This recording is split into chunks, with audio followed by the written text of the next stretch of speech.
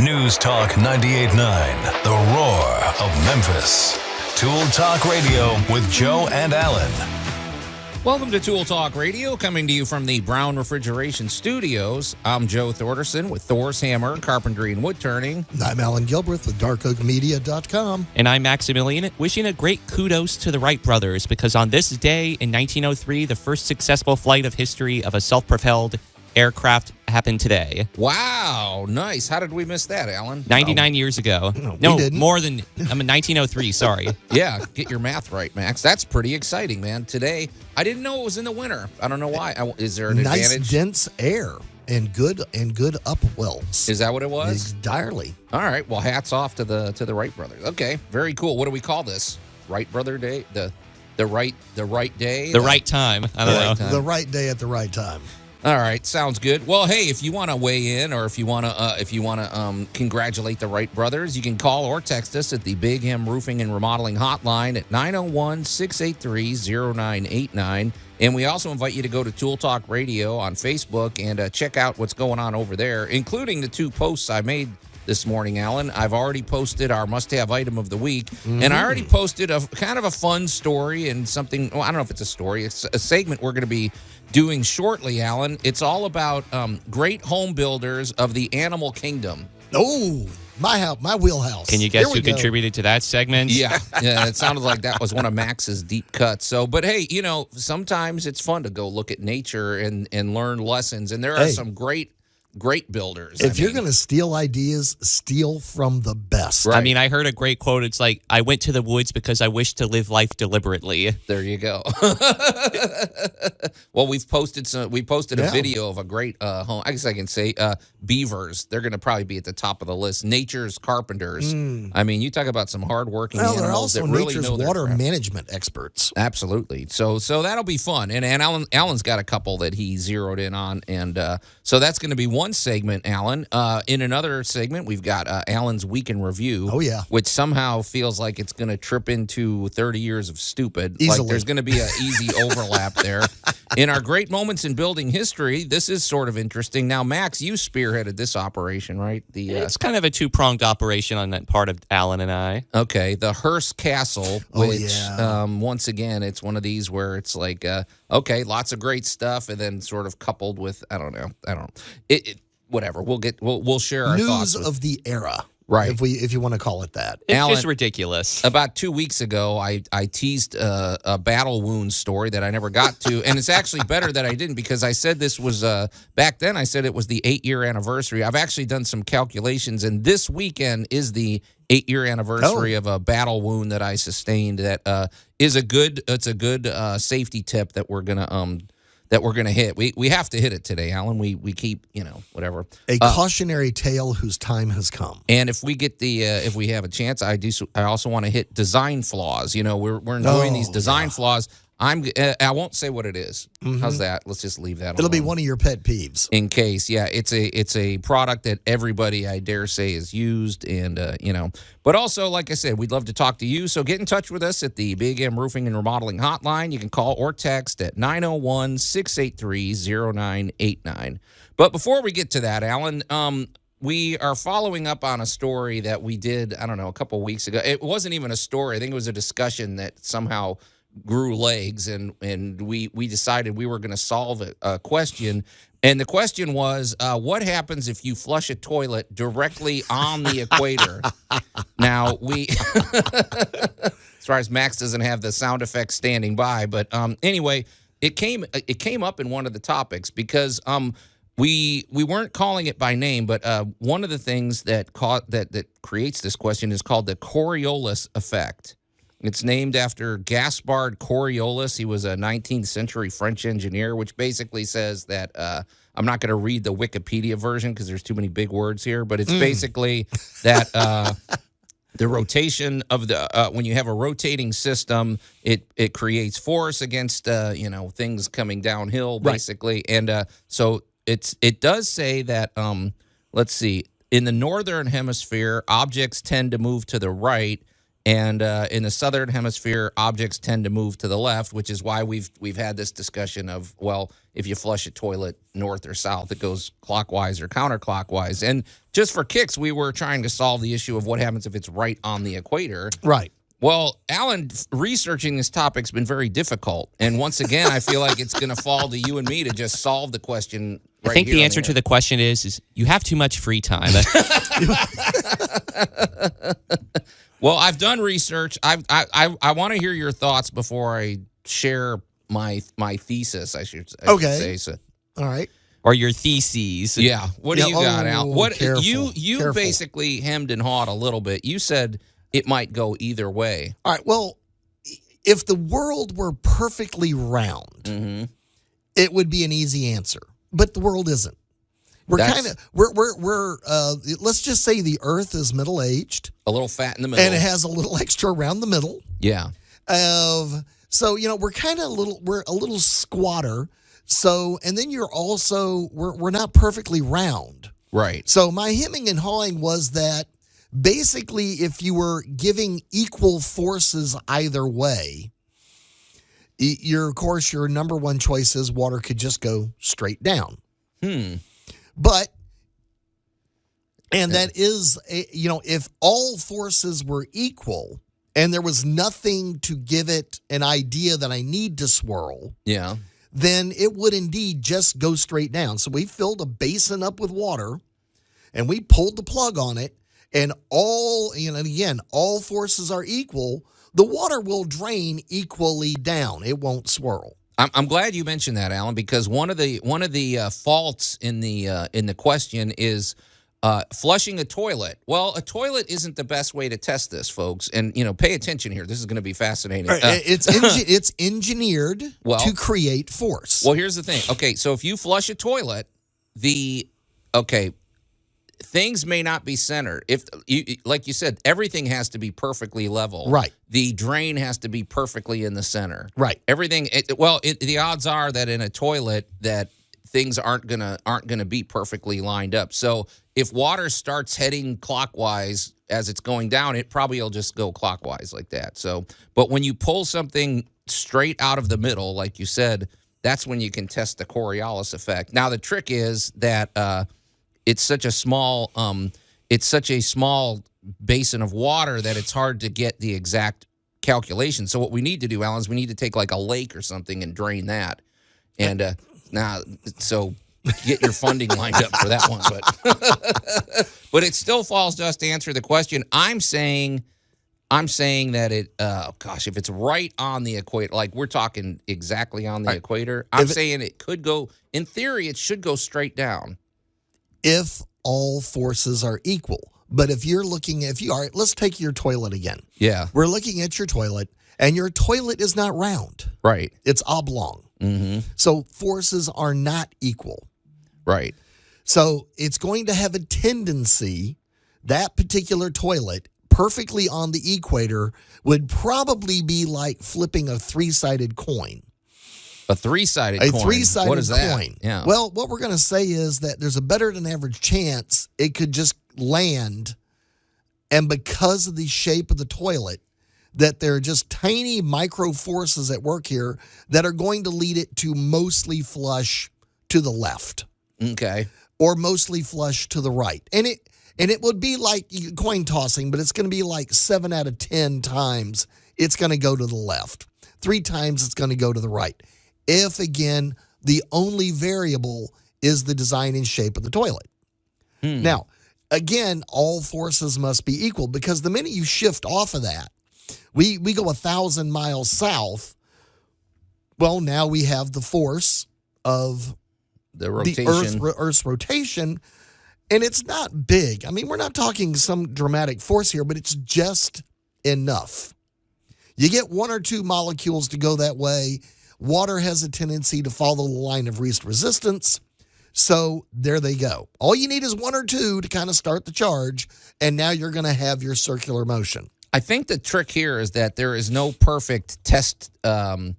It's almost impossible for us to create the perfect test situation. That's what's fault here. But I still say that in theory, it should have to go straight down. If it's right on the equator, I'm saying if all it should forces go are straight equal, down. it should drain straight down. Which begs the question, what happens at either pole?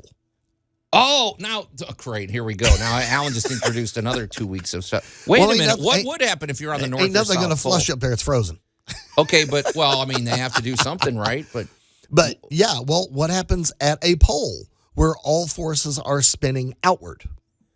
So I wouldn't want to be a plumber out there, man. That reminds me of one of my senseis. Had a friend that lived in Sapporo, Japan, which is kind of the equivalent of Alaska in Japan. Yeah. And there's literally a story, I believe, where the toilet water froze. Oh, yeah. That happens and they have all the to, time. Pour hot water down the drain.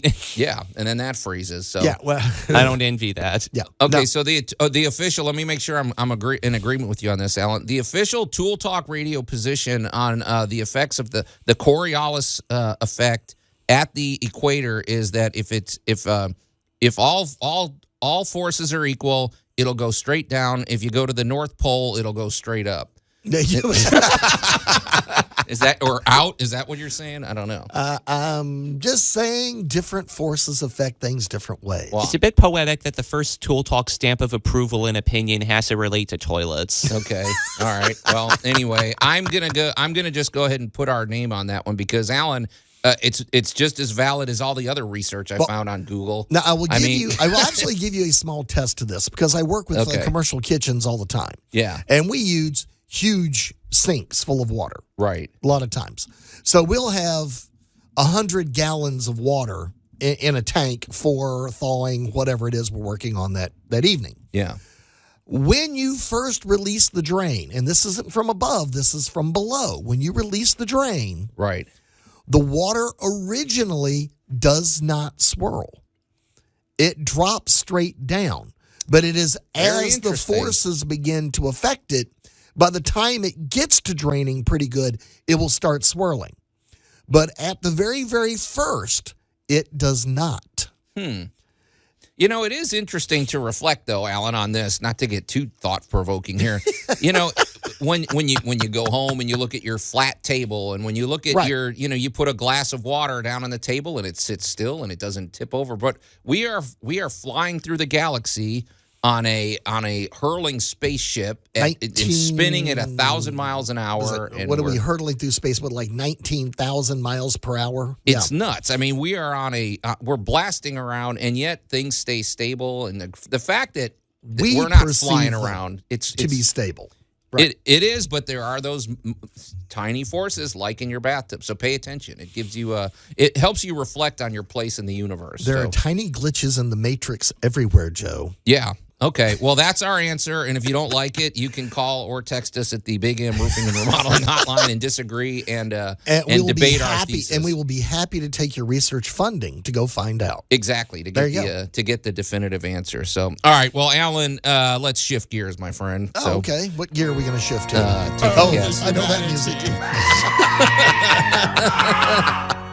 What else could it be but Allan's Week in Review? So, and if you're new to Tool Talk Radio, of course, Allan's Week in Review is the fact that you never know what.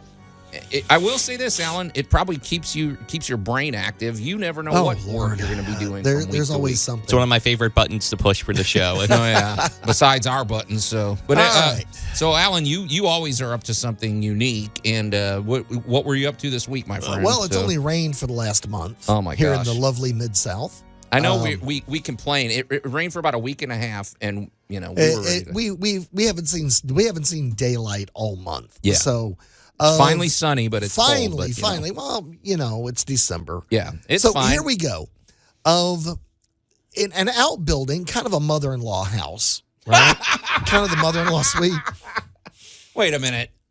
Oh, it's all right. I That's thought you what said they used to call outhouse, them. mother-in-law. Okay, Well, never mind. it's an outer building, an outhouse, The a mother-in-law wing. suite kind of thing. Okay. Not the quote-unquote outhouse. Yeah. This one is sitting out there, and for some reason, after all of this rain, all of this time, it finally got a little water in the building. It did not come from the roof. Oh, good. Okay. It did not come Sorry, from Jay a Hill, window. You don't have a okay. Yeah. So, we're looking around and we're like, all right, where does water come from? Where does water come from? So we start measuring walls and we start looking. And this has got a nice, it's got kind of a nice turf around it. There's lovely trees. There's plenty of leaves. So I'm like, all right, let's get those off the building. Let's get those away. Sure. And moss grows all the way up and is a little bit on the edge of some of the darker sides of the house, including the wall where the water got in. The northern side, right? I mean, that's the side that always gets This the was moss, shaded right? under a tree, so Okay. It had all the makings of a great place for this. So we get back behind the bushes and we're looking at all this, and I'm like, all right, well, the chances are the water has saturated the ground and it's found a crack somewhere underneath here. Oh, okay. So let's take a look. So we got a shovel and we got down about an inch and we hit solid. Like, okay, what is this? How far So away from the house were you? Oh, no, we're like against the house. Oh, okay. And it's like, okay. And we start scraping. And basically, I don't know, somewhere back in the past, previous owner had put a concrete little sidewalk around the exterior of the house. Go ahead. And of course, in the years ensuing, this little concrete pad has been buried in soil and leaves and moss has grown over it. Nobody knew it was there. Now, Allan, somebody out there may be listening and going, why would that cost? What's the big deal about that? Well, I can already see where you're going with this, but yeah. All right, when it was exposed and maintained, it was probably for water management. To run the water To off. run the water away from the building. Right. But now that it's all mulched up and mossed in, it's pushing water to the building. So we had to do a little scraping and shoveling, and got this all nice and exposed, and went back with one of my favorite, one of my little micro screwdrivers through the little crack edge, and we got a new sealant, and we went back and caulked it all in and sealed it in good. But now that we've got it all cleaned off and pushed back, it's properly angled to keep water away from the building now that it's not under 3 inches of dirt. Question, is this a brick house? Yes. Okay, because people may go, well, shoot, brick. Once again, Allan, we probably have to remind everybody of water being the enemy. Because sometimes you might look at a brick house and you're like, well, it keeps everything out. Well, no, it doesn't. No, it doesn't. It's porous. It holds water. You could have a crack in there that's not even visible. I mean, it might be at that seam, and I could easily see how this causes problems. Are you going to just rip the sidewalk out? No. We cleaned it off really good, and we found the seam. We found the little seam between the buildings, and of course whatever sealant they had in it 20, 30 years ago is gone. See, I don't like the notion of having to rely just on a sealant, because as soon as it fails, you're going to get another leak. Well, but the thing is, now we know it's there. So let's get it exposed. Let's get it dried out. And next time it rains, we'll see how it behaves. So if it behaves well, we're done. If it doesn't, then we're going to be chopping and breaking and ripping out. Huh. But the idea is that it can't work under 3 inches of soil. No. It's just holding water at that point. It's become at that point the house's version of a really bad diaper. Well, It's keeping what you don't want where you don't want it. well, and if Jay Hill was here, I already know what he'd be saying. He'd be going, now imagine if you had 3 inches of that stuff on your roof, what it's doing to Well, to the let roof water happily in. was good. Right. But this particular, it was just one of those weird things that we didn't expect to find, a weird little sidewalk, It's funny. a water management system on the exterior of the house. When it comes to leaks or plumbing, there's always this detective element. You always have to do some searching, like Sherlock Holmes and everything. So you got to look around. Did it occur to you that there'd be a sidewalk under there? No, there's absolutely nothing, zero clue that you would bump into this underneath there. That's interesting. That's the stuff that keeps your brain active. But once we got it cleaned off and cleaned away, you kind of looked at it and it was actually a nice job. But it just somebody forgot about it 20 years ago and didn't clean it off, and it got covered over, and nature did its thing. Okay. So it was kind of a surprise, but it was there, and nature called. I'm fairly certain we have the issue solved. Okay, cool. All right, didn't you say you had another issue inside? Well, this is where whenever you're working on something, you just never know what somebody did 30 years ago. Amen, brother. You just don't know. And on another facility we were working at, of course, we're moving some sheetrock. Oh, yeah. Yeah. And that's always oh, my gosh. That's always an adventure. I just love when you pop open some sheetrock and you find, I don't know, how about an electrical outlet nobody cut through? Sure. Skeletal remains, whatever. So, wait, what do you mean an electrical outlet nobody cut through? All right. So I'm looking at the wall right over here by us, and you see the little cover on it. You see a socket in there. Right. Well, the electricians, when they built this place, obviously ran the line, put the line in the little metal box, put it up there, and whoever sheetrocked over it. So they forgot to cut the opening so you could actually use that as an outlet. So it's an active outlet that's there's an covered up. outlet somewhere in the wall that, and here's the bad part. What if they didn't get a wire nut on there good enough? Right. And the neutral came loose. Well, now suddenly all the lights down the line from it aren't going to work. I see that a lot too, Allan. Yeah. And you're going to be searching everywhere for this stupid wire. Right, exactly. So that's one of my pet peeves, when people cover up electrical box or whatever. Don't cover up anything. All right, I know, a lot of DIYers are out there going, well, I'd really like to do this little bit of work. And sheetrock really isn't that bad. Right. But for heaven's sakes, don't hide things. Allan, you just triggered a thought here that I wasn't even going to bring out. So when we come back from the break, I want to mention something, because you've hit a nerve, my friend. So, but I couldn't agree with you more. Just man, there's nothing worse. And how about those times when you accidentally find it? It almost makes you think you should always wear like electrical proof rubber gloves when you're working on this stuff. But anyway, all right. Hey, we'll carry on that thought when we get back. You're listening to Tool Talk Radio here at News Talk 98.9 The Roar of Memphis. We're going to take a quick break and we'll be right back. Tool Talk Radio with Joe and Allan. Okay, you know what? Shut up. News Talk 98.9 The Roar of Memphis. All right. I'm sorry, Max. Gosh, who ticked him off this morning? Anyway, welcome back to Tool Talk Radio, coming to you from the Brown Refrigeration Studios. I'm Joe Thorderson with Thor's Hammer, Carpentry and Wood Turning, here with my buddy Allan Gilbreth from darkoakmedia.com and the feisty Max over there behind the glass. You can call or text us at the Big M Roofing and Remodeling Hotline at 901-683-0989. And, of course, we invite you to go to Tool Talk Radio on Facebook and check out the action over there. And including the video, we've posted a video and our must-have item of the week. So if you can't wait to find out what the must-have item of the week is, go over there and check it out. If you're just waking up, if you're just tuning in, I do want to I do want to circle back, Allan, but literally just to something we mentioned that we kicked the show off. We were discussing, the crucial and pressing question of our society, which is what happens if you flush a toilet directly on the equator. We know that due to an effect called the Coriolis Effect.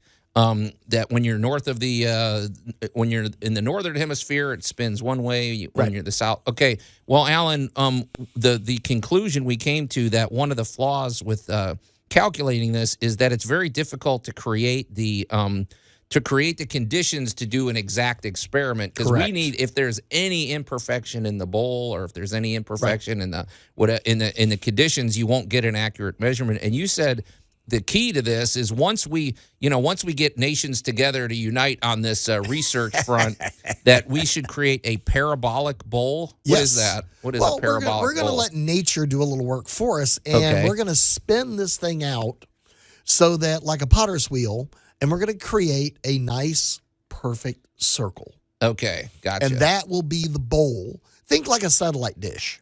Right. We need a nice, perfectly round bowl, no imperfections, and that way there's nothing to cue a water molecule to go to the right or to the left, but merely to move with the pack. Right. So we could actually study the effect. Okay. And how do we apply for funding for this? I mean, people get funding for everything else, Alan. Well, I'll go to the equator and tackle this problem. I think is something we should do. So we'll look at some grants afterwards. Yeah. So. Okay. Maybe we get Colin Furs involved in this one. Oh, perfect. He would be the perfect guy. He's the go-to guy. And then something else that we discussed before the break, which triggered me, and is Allan was talking about his week in review, among other things, encountering hidden surprises in sheetrock, which you never want to do, especially when it pertains to. Well, no, I take that back. If somebody hid their Superman, their Action Comics #1 in the wall, and you discover it and sell it for $1 million, that's cool. But we don't want to accidentally discover electrical wires or plumbing. And I wanted to mention that, Allan. There are times where there's a couple of lines that's been used in a movie. Yeah. And when you're designing a house and laying things out, or if you're doing a DIY job, I'm gonna quote of the bad guy in Speed and tell you don't grow a brain. Exactly. Do not go, hey, I got a great way to do this. Right. Let's just run this through here. Right. No, please don't, because someone like me later on is going to come along and we're going to be cutting a window and we're going to cut that communications cable you snuck through here. Right. Or we're going to accidentally hit that electrical cord that nobody knows is in the wall. Yeah. Or the best one ever is the friend of mine who actually managed to put a screw through the dead center of a copper water pipe. Oh, yeah. Oh, yeah. Exactly. Calls me and he goes, dude, I think I hit a snake in my wall. I hear something hissing. Yeah. And I'm like, ooh, don't move that screw. Don't move that screw. Right. Go turn your water off. I'll be right there. And, I don't know how he managed to hit it, honestly, in the exact middle, but he did. It happens too. I mean, that's the thing. It's like my advice was going to be, don't get creative when you're running your electrical lines or your plumbing line, because you might be, I encountered this on a recent job, Allan. I told you I'm gutting that bathroom for one of my. I had to remove a lot of sheetrock, and in the corner, folks, if you know how the framing is done, the two studs were intersected, whatever, and there was a water line, like I want to say a half an inch from the corner in the middle of the. I'm not describing it very well. It was a half an inch from where you would be putting sheetrock in. Let's put it that way. Right where the nails are going to go. Exactly. Right. All it takes is a screw to go right through there. So I basically had to. I wasn't about to reroute all the plumbing, so I had to put steel plates over that area. So in case somebody tried to screw through there, but it was a hassle, and I'm like, well, what if I had just started, and we've seen that, especially I think the biggest time this happens is when people are hanging mirrors over their bathroom sink. Oh, yes. Because you got water lines that might be going straight up to the attic or something like that. And, man, it's just a Russian roulette that you're going to hit a line there. And this is where I'm going to throw in, use the proper hanger for the job. Right. Do not think because this is heavy, I'm just going to get that 4-inch drywall screw and ram that baby in there. Right. Because that's not what holds it up. Yeah. You need the proper hanger for the proper job. They make stud solvers. They make wall mollies. Those things are strong, too. They make angled picture hangers. Right. Which, now keep in mind, no hanger is going to be stronger than the sheetrock. Right. Yeah, exactly. So if you can find a stud, all the better. And if you can put up what is called a demarcation zone, even better. What do you mean by that? What's a demarcation zone? A demarcation zone is generally some plywood that you've cut to hide behind what you're hanging that will go from stud to stud. Oh, yeah. And now you can drill that into the two studs, and now you have got reinforced places. You got a nice solid thing to put. Right. Yeah, I love those. That's exactly right. So, okay, Allan, well, you did your job. You triggered me. You exposed 30. You crept into 30 years of stupid. But this is simple. This is stuff that, I would just say anytime you're dealing with sheetrock, just don't assume anything. Don't assume just because you're in a bedroom clear across the other side of the house that there's nothing that dangerous behind that, that sheetrock. You could have I even had a wires. You could have anything back there. We worked on a house. This is 30 years ago. It was so bad. We actually went and got a metal detector. Oh, yeah. And ran absolutely. it over the walls looking for weird stuff before we started busting and hammering and opening. Not a bad idea, man. Actually, and it actually saved us a lot of hassle because we found all kinds of weird junk. I mean, whoever built the house had a tendency to leave, as they love to say, some contractors used to bury their dead. Oh, yeah. So leftover pieces of conduit, pipe, and that kind of stuff were just leaned into the empty space in the wall. Yeah. Which creates false magnetic registers, or it would give you a false stud in the wrong place, and there's nothing there for you to connect to. Yeah. So yeah, we were finding all kinds of weird junk like that. Okay, and then let alone you don't know what critters might get back. Just sheetrock is not as innocent as it looks. Let's just put it that way. It's wonderful stuff, but you got to know what you're doing. Okay, you know who else? You know who knows what they're doing, Alan? How's that for a segue? You guys don't. Man, that's a good one. Brown Refrigeration. Larry Brown with Brown Refrigeration. Boy, did he found a great company. Yes, he did. We talk about business culture. We talk about keeping up with the latest technology. We talk about dealing with adversity. Well, the guy, he's had to do all of that. Think of the times Larry's lived through. He's lived through changes in refrigerant. He's lived through changes in technology. He's lived through supply chain shortages. He's lived through coming on your guys' show. Yes, indeed. Exactly. So, and anybody that can handle that, that they are solid businessmen. But the Brown Refrigeration, your heating and air conditioning system and your clean air system, which all ties together. I sort of think that's just sort of par for, right now. You have to think of clean air in the same breath as your heating and air conditioning. So with the clean air technology, Brown Refrigeration is at the cutting edge, but they keep that They sort of keep that small business feel. Yes. Yet I don't know. You know what I mean? When you call them, you just get a good feeling like you're in good hands. And, when you're calling somebody with a HVAC problem, you need that level of comfort. You don't want to be, you want to feel like you're dealing with professionals. And it's nice that they answer their phone. Oh, yes, they do indeed. And their technicians, stick around, Alan. That says something to me because you've got them on speed dial. I know most of them, and they have been there for years, and it is great to work with the same guys over and over again. Yeah, absolutely. And as we say, it's the type of situation where you don't just wait till your HVAC system collapses. You keep it maintained. You keep you keep it tuned up the way you would keep your car tuned up. So, and of course, the Remy Halo system is really revolutionary, and it is great for giving you that clean air that you need in your home. It not only cleans the air, it sends out cleaning particulates. Sanitizes it for you. Especially in this cold and flu season and still dealing with COVID and things like that. It's just great technology, and like we say, their service is top notch. So get in touch with Brown Refrigeration. You can call them directly at 901-362-1881 or go to brownref.com. Okay, Max, let her rip, my friend. And now, a deep cut with Maximilian. Okay.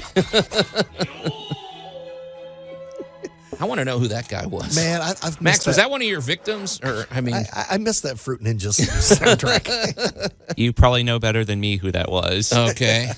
This is interesting. Okay, great home builders of the animal kingdom. Oh, here we go. Well, it was all triggered by a video that I watched about the humble beaver. Oh, yeah. We love those guys. And big giant water rodent. Yeah, big giant water rodent. But what was rather fascinating to me, it was less about the video and more about the thoughts that it sparked. And for me, I was like, man, do animals have such interesting instincts and abilities encoded in you might call them algorithms implanted in them. How does a beaver know how to do this or to do that in order to build a home? Or how does a cat know to clean itself the way that it does so meticulously? And so it got the conversation started. Well, what are some of the best home builders out there outside of the beaver? You might think of birds building their elaborate nests, but I just want to present this more of as a roundtable discussion. Well, I want to circle back because beavers are cool. They're just and we posted a video of them building their homes because, for one thing, Alan, okay, people may the reason this I thought was interesting too is because we were talking about the Hoover Dam Right. not long ago, and now we're talking about beavers. Okay, well, they make a dam. When you're watching these guys, they almost look like people. They're cutting down trees. They're dragging the logs. They're rolling boulders or rocks into place. They're carrying mud like a plaster and stuff. Yep. It's really cool looking, and they're fun little animals. But Alan, why do they make that? Okay, why do they make a dam, and what is the point of what they're doing? I guess. Well, it's a big construction. The beaver, the muskrat, the nutria. There's a few other related water related rodents, and the major trait they share with mankind is that they alter their environment. Oh, okay. So humans, when we move into an area, we don't just camp under the tree. We build a house. We Right. move in, right? Yeah. So we alter the environment. When beavers invade an area, so you have a big meadow and maybe you got a cute little stream. Yeah. Well, a beaver is, according to mountain lions, bobcats, and bears, quite tasty. I could see that. So, That's probably like Yeah, he's 40 pounds of meat on the chuck wagon. Alan sounds like he speaks with authority on that. How many of you barbecued? Let's just say there are certain types of chili that can be really, really tasty. Alan's famous beaver tail stew is, yeah, it's, okay. Anyway, Yeah, I had to give that up after I actually had one for a while. So, Okay. no, that's a different story entirely. But the beaver needs an aquatic environment to escape its enemies, grow its food, be all that it can be. The side effect of this is they change the landscape. yeah, if they're diverting water and stuff. So Well, here's the thing. Out west, one of the big things they're using to combat the drought is repopulating beavers. because they have to undo their work, huh? Well, no, the beavers are actually doing their work out in nature, and they're creating natural water reservoirs. Oh, wait. So they're working in harmony with the beaver? They're working for us now instead of against us. Oh, interesting. So in an area that was draining too much and becoming too arid, by the introduction of beavers, they put in these small dams and ponds, and they're creating little reservoirs and little oases. So they're working for us. So, it does remind me of Star Wars when you see all these different beings working together, and it's like you just unleash the beavers and they take care of it. Just and they don't take lunch breaks, and they don't They they don't unionize just constantly or anything, work. yeah. And suddenly your arid valley becomes a water storage area that you don't have to maintain. Yeah. They take care of it for you. The cool thing is watching them. They are literally, honestly, when we say busy as a beaver, they are some industrious little critters. They work hard. And then, Max, you were talking about their instincts. I was watching that one video up there. They said within 3 days of their birth, they're already chewing wood, right? Oh, yeah. Their teeth never stop growing. Right. So they use And if you ever see the teeth on one of these things, you will gasp in disbelief. And they look sharpen like- themselves. Yeah. They do. They're self-sharpening chisels. But if you watch them, because it's funny. We've all watched the Bugs Bunny cartoons. Right. We've watched something where you have a cartoonized version of a beaver. Right. And so, but honestly, it's not that far off the mark. You watch them cutting through a tree. This one video, there was a tree. It was a good 3 foot in diameter, and he's just chomping away Just and chewing. knocks it over. But they don't waste it. They said that they eat the bark. They They The use the leaves, whole the bark, tree. the twigs. They use every bit of it. They waste nothing. yeah. And I thought it was kind of interesting. Like they were talking about like how in the dams that they built, like it's ripe for fungus. But the thing is, it's like, okay, it's fungus, but that's a good thing for the beaver.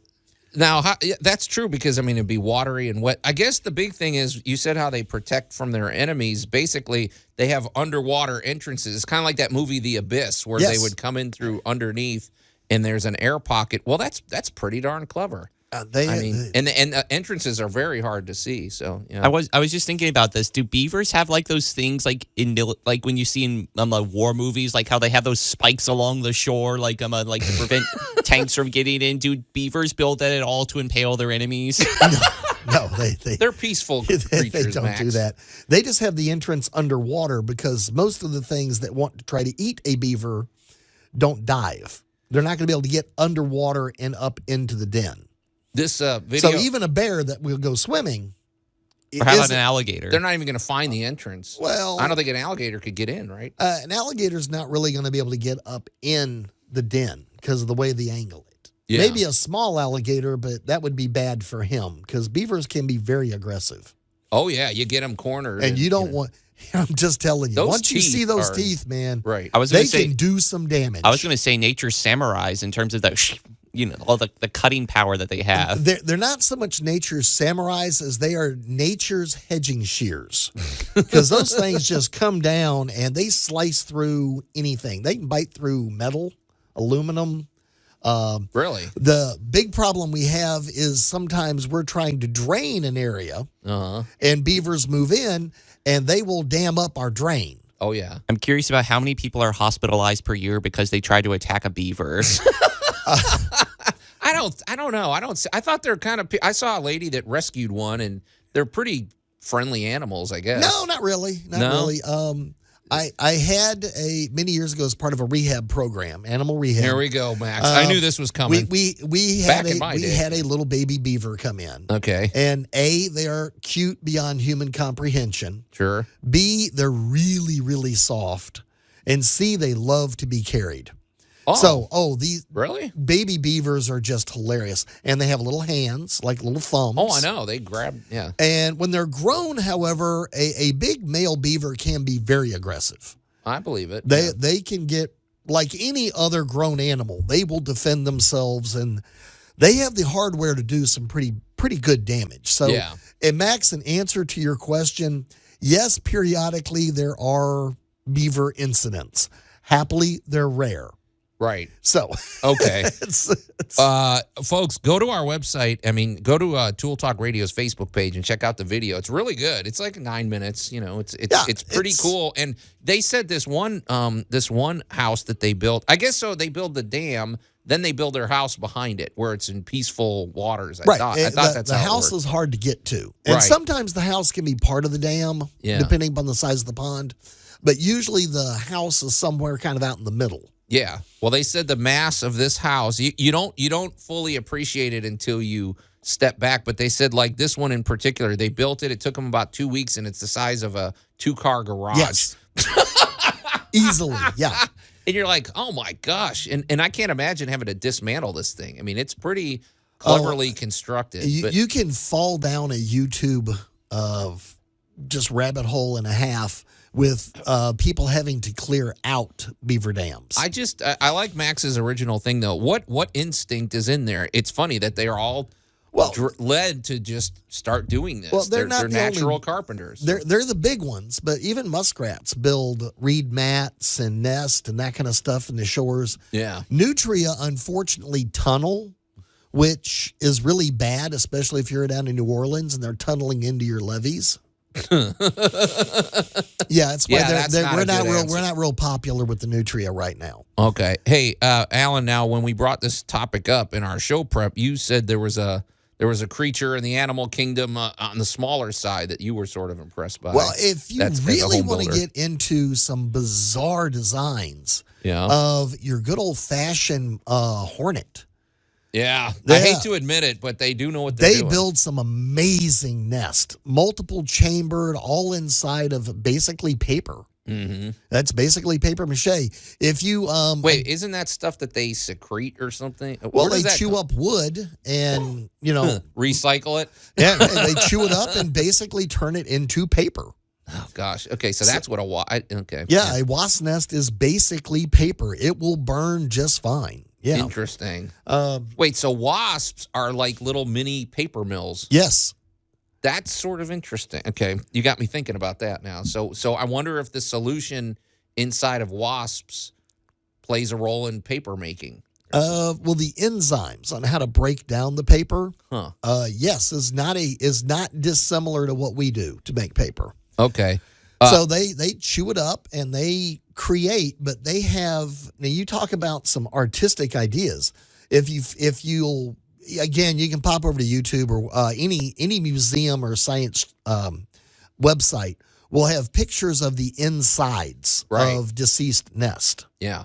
And they've got them cut open so you can see all the different chambers, who lived where, why they were in that part of the nest.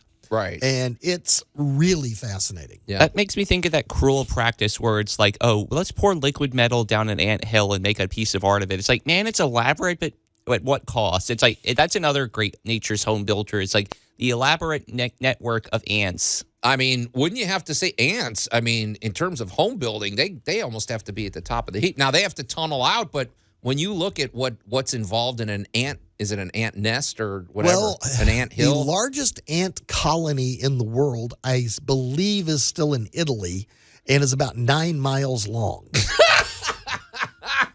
It is you talk about the Great Escape. It is it's like, consistent colony. It's on the coast. Are you serious? Yeah. How did they discover this? Genetic testing. It's kind of like this entomologist in this city is going, my ants are like this. And they're like, well, they're the same ants as we got over here and the same ants we got over here.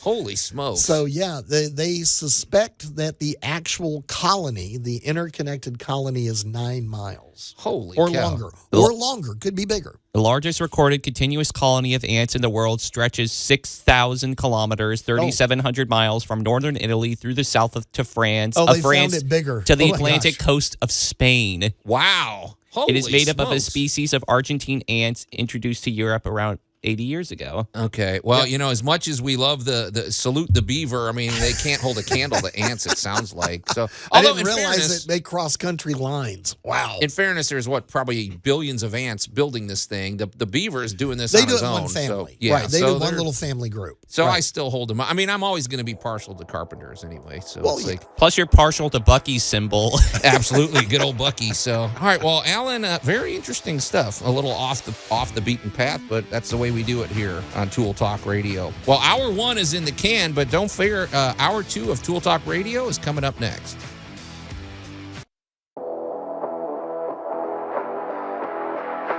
News Talk 98.9, the roar of Memphis.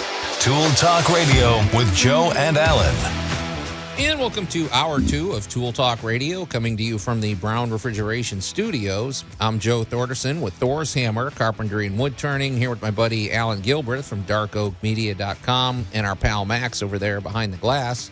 You can call or text us at the Big M Roofing and Remodeling Hotline at 901-683-0989.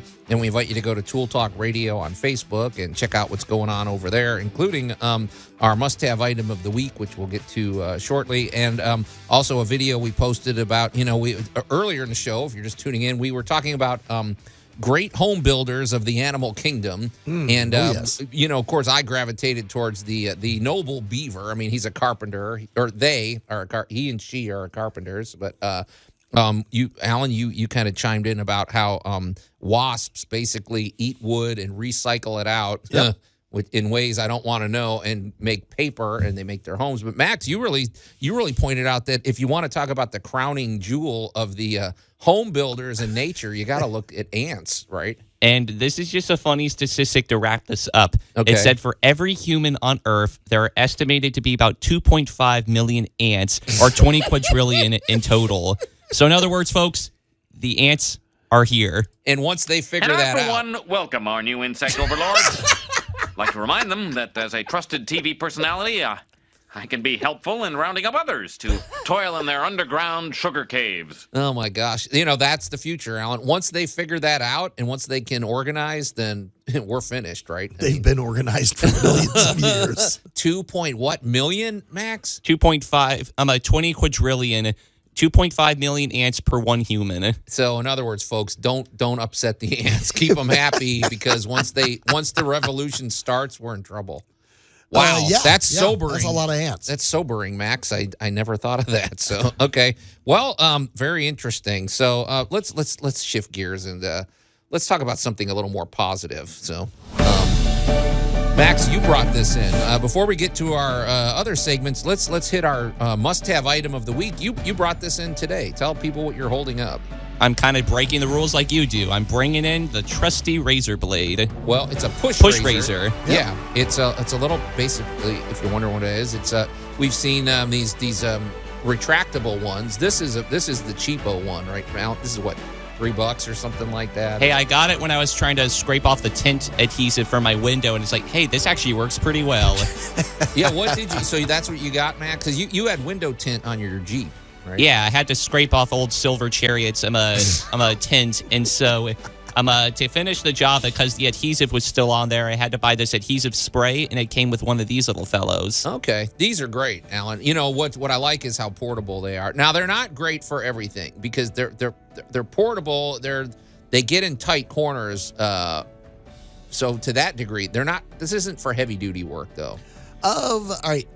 For the DIYer doing a quickie little paint job around a mirror or glass. Oh, perfect. These are amazing. Yeah. So you don't have to be perfect and you don't have to try to tape everything up because this will scrape glass beautifully. You don't need Sweeney Todd level of precision. You are correct. Yeah, and I like how small it is because you can just throw it in your toolbox or something. And I like the pop release action of the razor blade. Yeah. And the other thing is, it's not the safest tool on the planet. It is an exposed razor blade, so treat it with some respect. And like I said, this is a little plastic thing.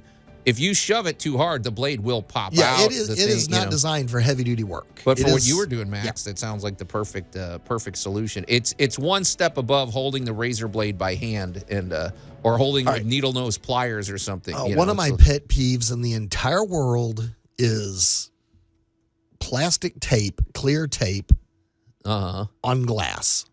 Oh yeah, if you leave that up there for more than a couple days. And I mean, somebody leaves you a note or they put a little sticker and they stick it, they want to put it on the wood and the paint because it'll pop, they want to accidentally pop your paint. So they stick it to the glass. Right. And of course, that is the greatest tool in the world for easing a little piece of, something loose, adhesive tape off of glass. That's what sort of gets on my nerves too, is when I see people when they not only are they using tape, but it's like the way that they use tape, because the tape, if I like doing it where you ball it up into a circle, that way you could pull the tape off with the note as well, as opposed to if you just tear off the note, the little bit of tape that's hanging could still remain. Oh yeah. So boy, you and I have the same. This is and it is that makes getting that off absolutely a breeze. Yeah. Okay. Wow. Boy, we got a lot of mileage out of that, Max. That's pretty good. So, but yeah, definitely a push razor is a handy thing to keep in your toolbox. Yep. So now I don't know if our buddy Jay Hill with Big M Roofing and Remodeling deals with those little push razors much. Probably in his remodeling work, it's always good to have that just as a backup. But when it comes to roofing, he probably goes with the heavy duty cutting implements. Oh yeah. He's got a good team up there. Well, if you've got any roofing needs, boy, Jay Hill, for one thing, he is 5 stars with the Better Business Bureau and 5 stars with Good Housekeeping. He's a GAF Master Elite Installer, and as we've pointed out, if you've listened to Tool Talk Radio for any time, GAF is a company to watch. Yes. They develop these roofing systems, and they are at the cutting edge of roofing technology, including they're in the thick of things when it comes to these solar powered shingles, which are coming, folks. We're gonna start having shingles generating electricity for our homes. They look like shingles, but they're working. They do a little extra for you. But if you have any roofing issues, what's great about Jay, in addition to the fact that they install roofing systems and their qualifications and the skill of their technicians, is the fact that Jay is a former insurance agent. Which, boy, has that benefited you and me, Alan? Yes.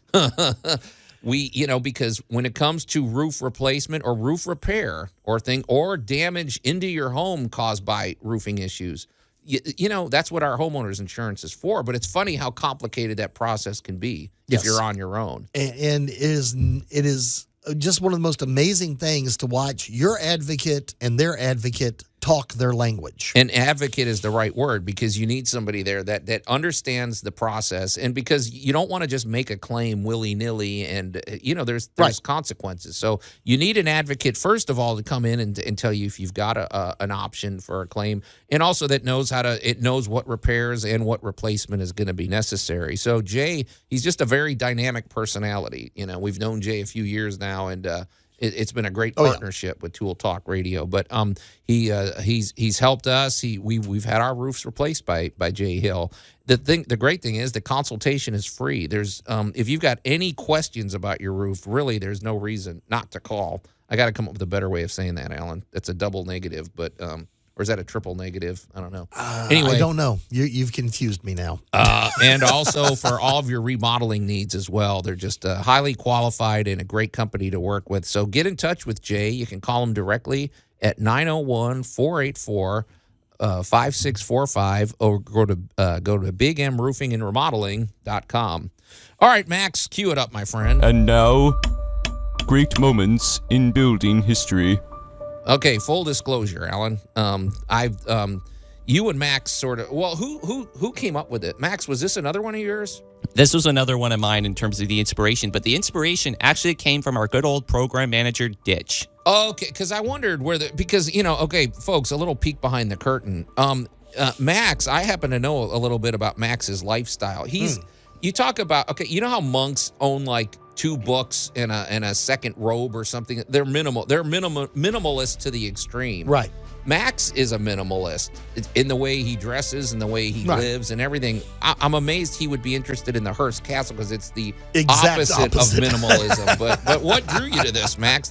So you and Ditch were probably talking things over. Yeah, we were kind of chewing the fat a little bit because he was actually talking about like, man, I wish I chimed in on Joe and Alan's discussion about the Winchester House and everything, which is also in California. And he said, when I was a youngin', I visited the Hearst Castle as well. And I was like, Hearst Castle? And so I did a little bit of Dr. Google research, and I found the Hearst Castle. I was like, this is very intriguing. Hey, Max, I don't know if everybody knows where it is or what the Hearst Castle is. I feel like a little explanation is in order. Because I know it's well known, but it's not as well known. So the Hearst Castle is located in San Simeon, and a bit more specifically, in Central California.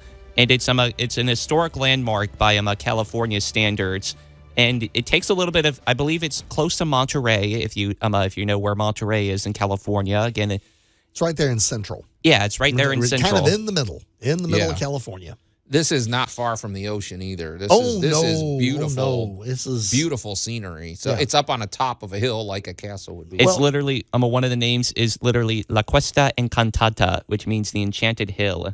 And Max, tell us a little bit about Hearst, because he was a he was a guy. I mean, you talk about an ego and everything else. William Randolph Hearst. But he sure was a successful business person. So the story actually begins with his father, who bought the land first. So his father, George Hearst, was actually a mining tycoon. William Randolph Hearst, his son, was a media tycoon. And so he inherited the land from his father, George Hearst. And then at the time, he kind of conceived of the idea of a beautiful castle upon the hill. It sounds really fairy tale and everything, but then when you realize how terrible, how much of a bully William Randolph Hearst was, it kind of makes the dream be a little bit less, aw. Can I say, I want to make a positive comment, because, this stuff rubs against my sensibilities too, Alan. Like when I look at this, my cynical part is like, okay, so you could have either built this castle or fed like 5,000 starving people in Africa for the rest of their lives, or so, whatever. So, but one thing I do appreciate about this is apparently, Max, you talked about how they own this land. I want to say it was like 2,500 acres or something, right on the shores of California in central. Beautiful environment, and they've left it. It's a protected environment, so there's no development. This is nature. This is beautiful California nature as it would have looked thousands of years ago, and I do appreciate that. When you go visit, it's untouched. It's nice. So And then not only that, but the person who kind of helped develop it in terms of the design was a woman by the name of Julia Morgan, and she was the first kind of like major independent full-time woman architect That's interesting. So what year are we talking here, man? We're talking 1915 for the inception. Okay. We started building somewhere around 1918, 1919, and it never really stopped. it kind of it's kept one of going those to about ongoing home 47. improvement Right, projects. right. Oh, okay, yeah. It Because was it's, one of it's those- several wings and things like Well, it's the wings, it's the gardens, it's the outbuildings, it's the, all of the different things they're doing. The biggest thing, now I'm going to give you a little counterpoint to the opulence of this place. that. Yeah, because the opulence is obnoxious. All right, it Yeah. really started out as a Spanish colonial, Okay. and then he made the mistake of visiting, being a big media tycoon. He got influenced by the Mediterranean. Right. Gaboom! He It's went all to going to Europe. happen. He's like, okay, we're going to do It's this. all going to happen here. However, when you were working for a tycoon, they wanted only the best people working on their projects. So to walk in and claim that, yeah, I did the bathroom at the Hearst place, Oh, that was some serious automatically bragging rights. made you, the artisan, in demand by other tycoons and other building projects. So, yes, there was a lot going on. There's a lot of egos going on, but you really wanted to be a part of one of these projects because you got to walk around with the stamp that said, yeah, I put the pool in. Okay, Alan, it's funny. You always trigger ideas. Max, I know you wanted to say something. Let me just weigh in real quick. Anybody that was a child of the 80s like me, or Alan, I don't know if you claim child of the 80s or not, but I'm a 70s baby. if you remember, there was this huge event called Live Aid where Bob Yes. Geldof, great guy, he won the Nobel Peace Prize. He organized this massive concert where everybody in the every band that was anybody wanted to perform at this thing. Yes. They didn't get paid. Right. They did it for free. They ostensibly did it to help raise money for starving people, but let's be honest, a lot of them did it because it was a huge boost. They have a worldwide platform to perform. Yes. So they did that. This sounds like a similar situation. It's like, okay, well, if I'm Hearst, I can go to this craftsman in Switzerland and go, look, I can make your career right now if you want to be a part of this, and maybe he gets the work done at a bargain rate or something. I don't know. What generally happened was, you went to Italy and Okay. you found Luigi, the world's greatest marble worker. Okay. And you went, okay, Luigi, I need you. Well, you're the 6 guys that work with Luigi are all coming with him. Yeah. Because now when they get over here, they're going to get a piece of this project. Right. Okay. And yes, they might have been cut rate for this one, but when Mario goes back home, he goes, hey, I was with Luigi and I helped build you put that in your portfolio. you put that, this was a Right. portfolio building thing. And keep in mind, there's a lot of competition for the best. That's true. Yeah. It's not only a portfolio builder, but I again said that Hearst was a bully, and so he could also be a portfolio destroyer. Yeah. because he Oh. was a Like media you. tycoon. Yeah. Okay, but Max, you say media. He did newspapers. It's funny how back then that was the media of the day, and today they're like going bankrupt. But, yeah. His father was basically a tycoon in the technology of the day, which was mining. Right. Well, we come forward a little bit, and now we've reached the printing press, and we've got mechanized capabilities in electricity, and now his son is basically an internet millionaire. I mean, that was He is the the equivalent, and he is right? the millionaire of the technology of the day. So it's kind of odd how these cycles repeat themselves. Is that what you mean, Max? Like he could write? Okay, well, you don't cooperate with me. I'm going to write some bad articles about you. It's about what he can do and what he doesn't, what chooses not to do. I could choose not to, so to say, like with Orson Welles and Citizen Kane. I could choose not to publish any information about this movie Citizen Kane that's coming out. That's a clear insult about me. Right. Oh yeah, because he had a beef with, or Orson Welles made fun of him in that movie, right? It was a Citizen Kane. very blatant assault on Hearst because there was a castle in the movie Citizen Kane. The estate is in Florida rather than California, and it's called Xanadu instead of the Hearst Castle. And it's pretty much making fun of or satirizing just the ridiculous nature of like Hearst's excessiveness. Yeah. Well, he wasn't the only one that was insulted. There were numerous other people that were trying those pairs of shoes on, saying Orson Welles was, dissing us rich people all up and down the East Coast. So Yeah. Orson played a very dangerous game. He got close enough so that the average person could go, oh, he's picking on Rockefeller. Oh, or he's picking that's on true. Hearst. Yeah. Or he's picking on so-and-so. But he didn't get personal enough for any one of them to actually sue him for it. Did they? So Citizen Kane becomes one of the greatest movies ever made, and Orson Welles' reputation is, confirmed for the entire rest of his life. in the face of face of opposition, he danced a he's very still thin line to get there. he's an interesting. We Now- probably should talk about him in the future. Yeah. But, Well, let's talk about building this castle. I'm just curious a little about bit. the construction here. So Because, all right, one of the best pictures you will ever find of this, if you just pop over to their website, is the coastal fog would come rolling in, and the tip of the hill had a tendency to stay just out of the fog. interesting. So they probably calculated that when they were laying out which hill Yes. to put it on, because it is elevated. you know. Yes. And when you look at the picture and you went, oh, wow. Yeah. Because it looks like it is actually floating Yeah. on the clouds.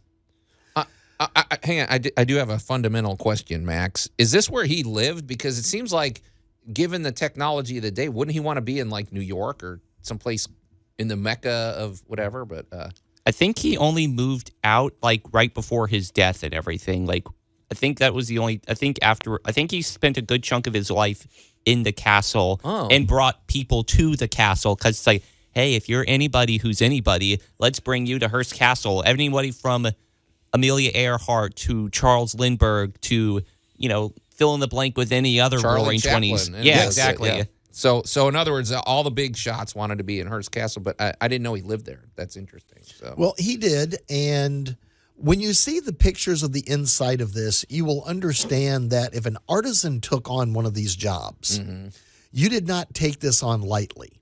All right. Well, there's no ordinary rooms. Right. Everything in there. Is, Everything in here is going to be done to the nth degree, yeah. down to The swimming pool, the indoor-outdoor swimming pool. I'm thinking even the kitchen. Here we go, Max. Of course he's doing it in the Utilitarian kitchen. Yeah. areas. No, I'm thinking like even the utilitarian areas that most people kind of dump on. Mm-hmm. Well, we got a delivery service hall. Yeah. All right, It doesn't have to be fancy, but the delivery service hall to this place is grander than any place I've ever lived. yeah. Of you go into like a pantry, and the pantries aren't as opulent as a room, Yeah. but it don't look like a pantry. Yeah. What can I tell you? Exactly. So Everything here is an amazing level of artistry. pretty interesting. I mean, I will say it's you can do tours. Ditch did a tour. Yes. He said, I don't think you get to go through the whole castle because that would take you probably a full day just to go through the place, right? But Or longer, yeah. But the pool, I thought there was some statistic that the swimming pool is at the time was the biggest mosaic project ever built or something like that, and I believe it because it's It's amazing. All right, well, check it out, folks. Check out the Hearst Castle, and you'll see if you think it's as obnoxious as I do. But anyway, speaking of obnoxious, you're listening to Tool Talk Radio here at News Talk 98.9, The Roar, Memphis. We're going to take a quick break, and we'll be right back. Tool Talk Radio with Joe and Allan. I've got one single nail and another nail to nail it in with. And I'm gonna stop this infernal ice cream machine once and for all. News Talk 98.9, The Roar of Memphis. That guy's not getting his job with Hearst. Yeah, no kidding. You talk about unqualified. Anyway, welcome back. Speaking of unqualified, welcome back to Tool Talk Radio, coming to you from the Brown Refrigeration Studios. I'm Joe Thorderson with Thor's Hammer, Carpentry and Wood Turning, here with my buddy Allan Gilbreth from darkoakmedia.com and our pal Max over there behind the glass. You can call or text us at the Big M Roofing and Remodeling Hotline at 901-683-0989. And you can go to Tool Talk Radio on Facebook and check out our posts. And really, you should join at least like the page, share it with your friends, and it's a good place. It's sort of a good resource. I think, Allan, you post the shows there too, right? Oh, yes. You know, if you miss any of our past shows, you should never fear, because there are several ways to listen to. You could binge listen to any of our shows, right, Allan? Feel free to dive in. You can pop over to YouTube and go look up Dark Oak Media or look up Tool Talk Radio, and there are honestly years worth of shows posted up there. And if you're a little bit more portable, you can always pop over to Spotify. Yeah. Look up Tool Talk Radio, and we are ready to go with you wherever you want to be. And by the way, if you live exactly on the equator, like we're talking, if you live within a mile or so of the equator, and you listen to the show, we do need input. How are your toilets work? How do do they flow straight down? Do they we want to know. Yeah, and I got to give a shout out to our growing audience in Norway.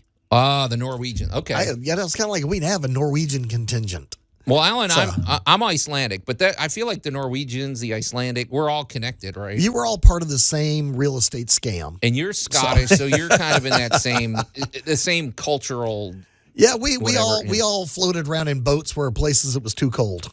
Cold, and fought each other, and got into arguments and stuff. So okay, very cool. Welcome to our Norwegian listeners. So yeah, we'd welcome you even more if you send us some pictures and send us top the New Zealand guys. So they haven't sent us any pictures yet. Come on, Allan, New Zealand. Apparently, also Ditch. Ditch. If you're out there, I know he's been to Hearst Castle. We were talking about Hearst Castle and our great moments in building history, and we barely scratched the surface because, you can't help but scratch the surface because the thing, there's like 180 rooms. There's, huge. It's just too big to, The whole facility is almost 127 acres. Yeah, exactly. So, but check it out. There's some interesting topics of discussion. But, anyway, Ditch, if you're out there, maybe you could chime in before the end of the show and just let us know your feelings going into that place, because I can't imagine. So, all right. Hey, Allan, I've teased this for 2 weeks. Let's at least get this out of the way. So.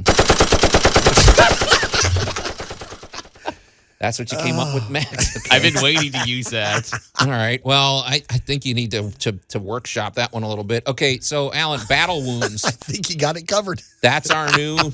That's all you need. You just need a machine gun, man. Okay. Or as one of the people commented on the YouTube, it said, "I love the sound of freedom in the morning." There we go. Okay. Well, anyway, Al, the reason I mention this is because one of our sort of ongoing segments, we like to talk about injuries we've sustained while doing our work, because part of it is it's fun to talk about, and it's also it's fun if you survive it, and also, it's a learning curve for people. It's learn from our suffering, basically. So don't do this. Well, right. In terms of battle wounds, the biggest one I ever sustained was from my own stupidity. It's not really right to call it a battle injury. It's more a negligence.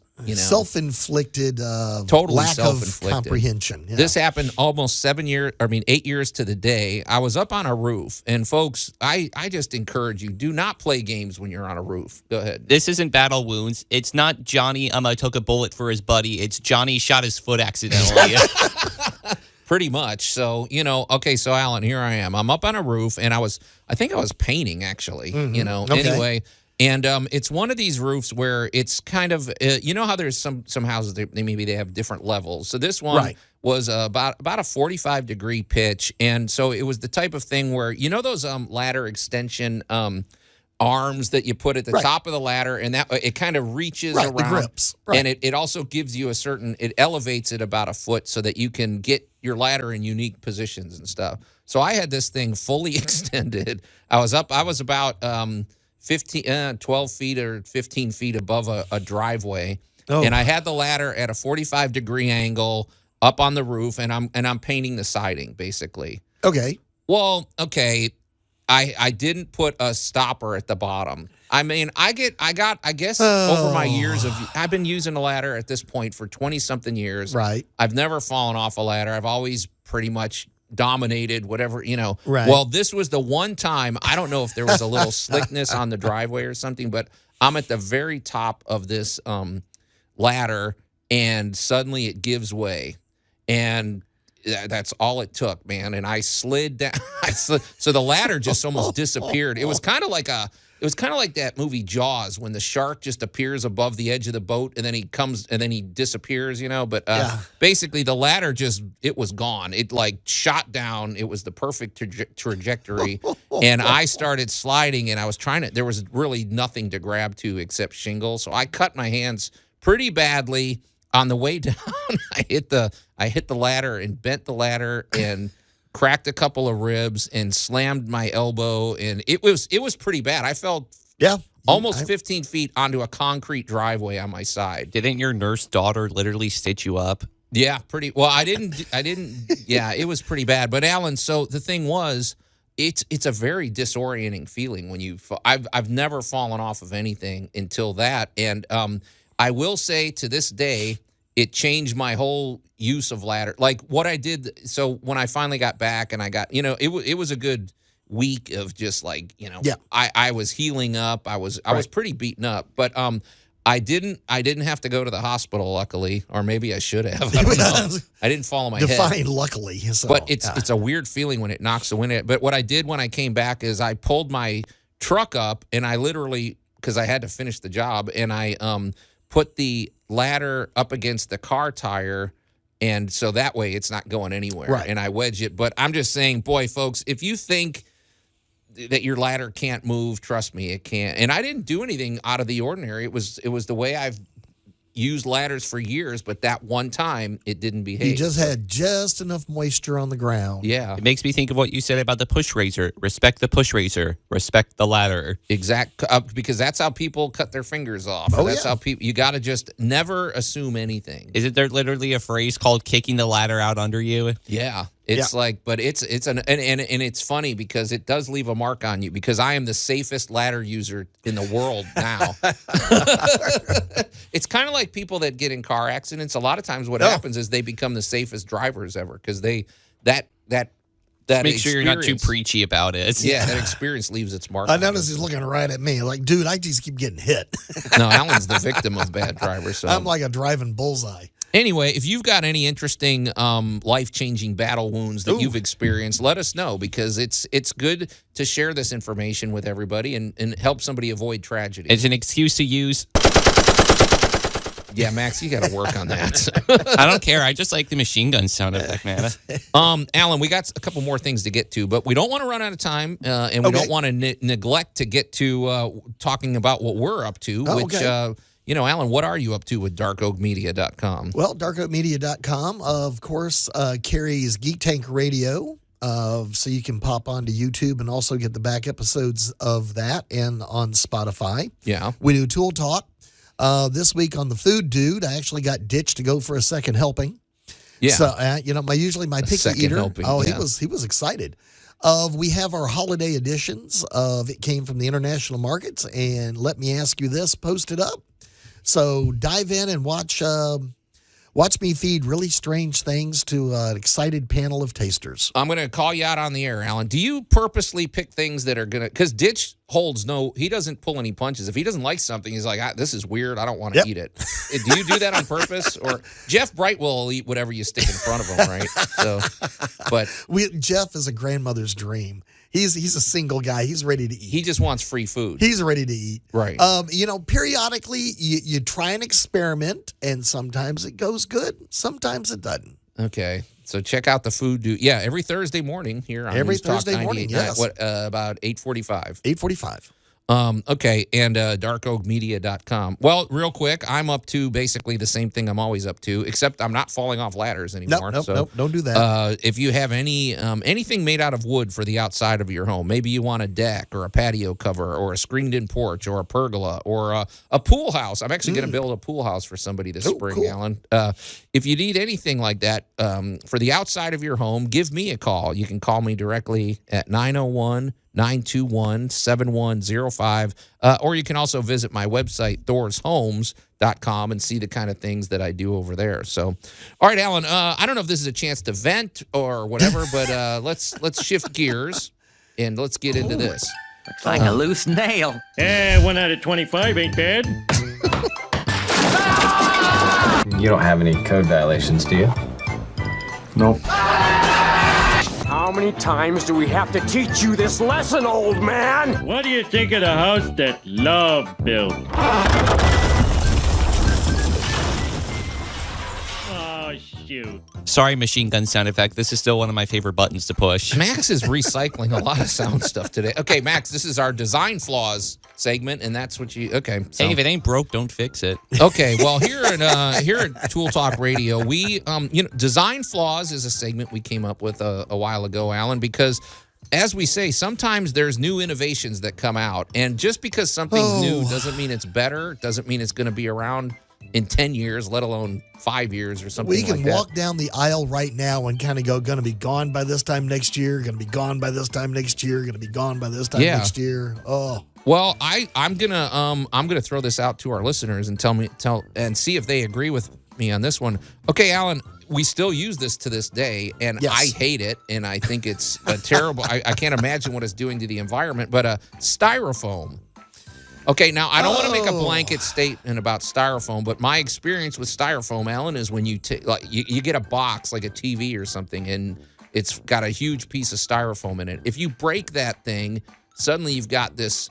You got a snowstorm, and this stuff sticks to everything. It's hard to clean up. It's like I said. How long does it take to break down in nature, Alan? Well, it is a petroleum-based product, so it's with us for a while. Well, how long's a while? You told me something like 5,000 years. Yeah, certain polystyrenes can be around for thousands of years. So one of the big topics right now is microplastics, and there are a lot of changes. We're going to look at this and say, okay, styrofoam. You don't like styrofoam because it's basically styrofoam. I don't like the way it acts, and I don't like like I said, it seems like it's got to be bad for us. So, I don't know. There's a lot of plastic issues. Well, it is a hydrofluorocarbon. So it is a technology that has probably on its way out. Okay, I hope so. But how long has it been around? About as long as plastic has, or something? So I don't really know much about the history of styrofoam, but styrofoam is made out of something called styrene. And all right, the styrofoam you're talking about is only one use of this entire package of products. Oh, okay, gotcha. And welcome to DuPont. You knew they were going to be in here somewhere. Because I thought they were the developers of a lot of that stuff. So. Right. So, we go back to, again, we keep talking about the same era over and over and over again. Right. We go back to the 30s and 40s, and researchers over at Dow found a way to make a foamed up polystyrene. Nice. And the big advantage to this is that it could foam up against any shape. Yeah. So if you had an odd-shaped widget, you could make a fake widget. Yeah. Put it in there, and you could have the styrene polyfoam around it, and now you had styrofoam packing. Okay. Quick, easy, fast, and cheap. And again, you got to keep in mind the time period. We're talking about the 30s and 40s. So we're heading into World War II. Right. Well, and so through now World War II, and then we're into the industrial boom of the 50s. Mm-hmm. Yeah. A lot of things that we designed were designed because technology said we could now do this. That's what I think. Yeah. And for what it's supposed to do, it does do the job. It insulates. It's lightweight. You can put it in places. You can pour it into shapes. You can do whatever. So to that degree, it does work. But I don't know, man. I think it's time to move on out. Are we going to more biological solutions? Like you're always talking about like mushroom materials and things that you can grow that are organic that will break down in nature that basically do the same job as styrofoam and stuff. Well, here is where we're looking at the technologies and use of things that we developed in the 10s, 20s, 30s, and 40s. Well, now that it's 50 or 60 years later, and we're kind of going, some of this was a great idea at the time, but we had no idea it was still going to be floating around in the backyard 60 years later. Right. So there are a number of technologies coming out, everything from mushrooms to corn to pre-programmed. There's even a new plastic that can be programmed to break down into stuff that's not bad. Pre-programmed. So That's it already has the poison pill built into it to make it break down into more organic materials rather than staying the hydrocarbons. So it's given a expiration date, Right. basically. We will use this by this date because 5 years later, It it ain't is gonna be chemically here. designed to just fall apart. Yeah, see, that's the route we need to go. Yeah. And technology is bringing us there. So Styrofoam got us here. It's lightweight. It's buoyant. We use it for pipe insulation. We've been using it for 100 different uses. Yeah. So in other words, styrofoam walks so that biocarbons can run. Well, yes.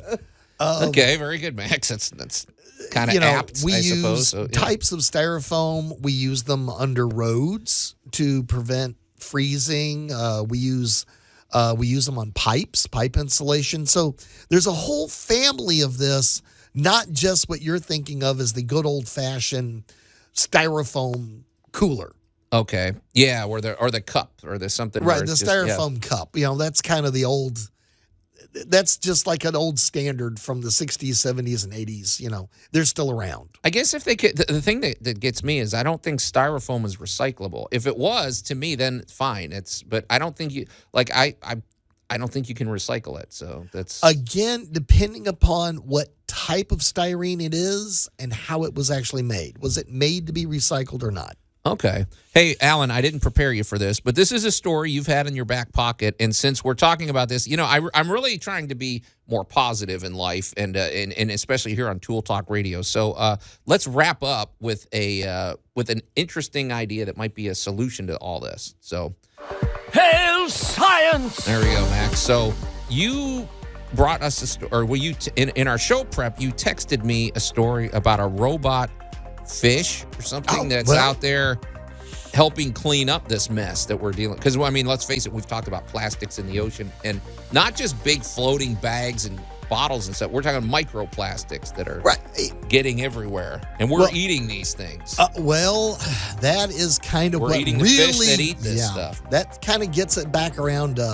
gets it close to home. Right. So, I was watching a TV special a while back, and the reporter was getting very upset that they were sitting in the middle of the plastic ocean, and he couldn't see any plastic. Oh, because it is sort of gathered in Right. So areas, there's certain spots in the ocean where you have natural kind of collection points. Right. And the guy running the boat got tired of listening to this guy whine, so he goes over with a bucket and pulls up the water.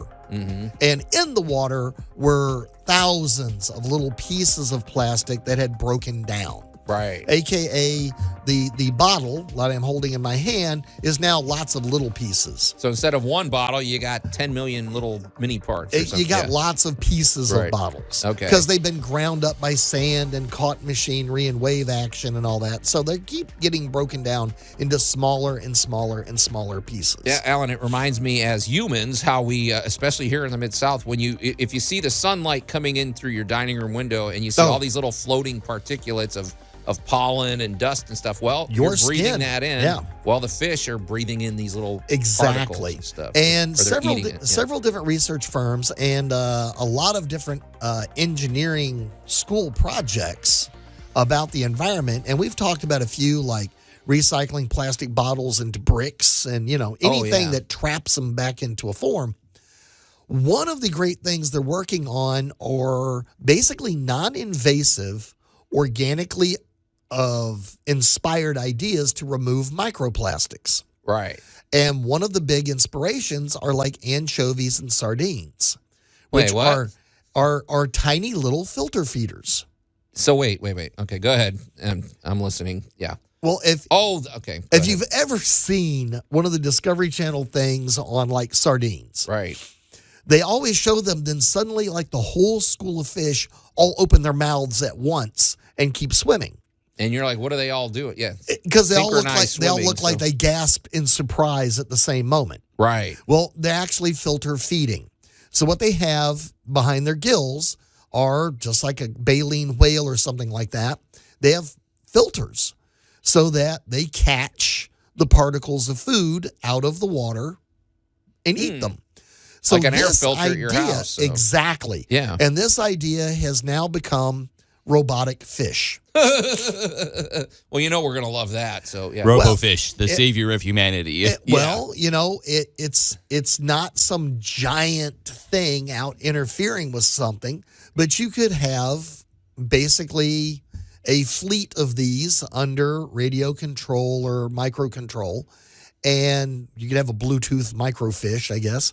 And the way they're designed is they would actually filter out microplastics. And then they fill up. You bring them over to the ship, or They you unload them. and you throw 'em automatically back go in. dock and be cleaned out and get put back into the water. Yeah. What if you have like a rogue fish that doesn't want to get caught? Hex is always That hasn't happened yet. So I just like the everybody idea of comes vigilante home. fish. Yes. Yeah. We have plenty of those. They're called Wells catfish, and they want to eat you. So, yeah. So wait, they build them to look like fish. It's right now, but it's a very efficient design. I was going to say, because nature's design is always the best. So you It's- design something that's agile, that can move through the currents. And uses amazingly little power. Right.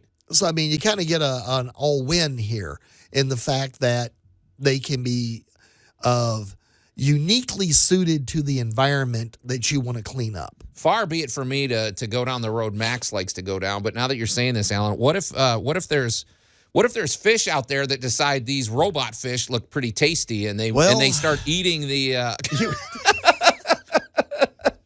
they start. What did he show us, man?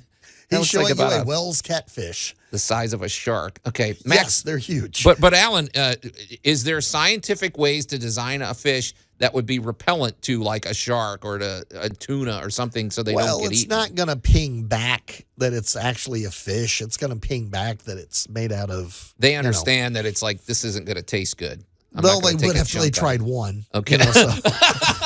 Word will spread. But I'm not saying somebody's not going to try it, but it could happen. But generally, you're going to have a ship sitting there in the middle of it. You're going to have these. We're not just putting it out in the ocean and saying, "See you later, Timmy." Right. And good luck and come back when you're done. It's going to be a whole operation, but the collection devices being ship to fish design would allow them to move easily and effectively through the water, and the filtering process created by nature works fantastic. it's funny because we've said this for years on Tool Talk Radio. The more high tech we get, the more it's going to start looking organic and more like what nature does. So down to our robot fish.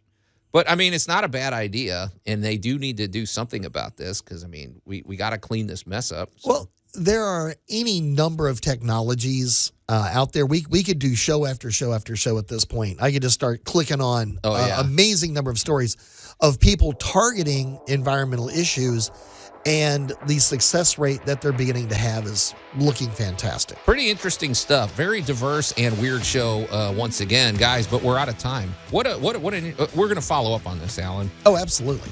You've been listening to another dynamic episode of Tool Talk Radio, but it's time to get out of here. So on behalf of my buddy Alan Gilbreth and our pal Max over there behind the glass, I'm Joe Thorderson. Thanks for listening, and we'll see you next week.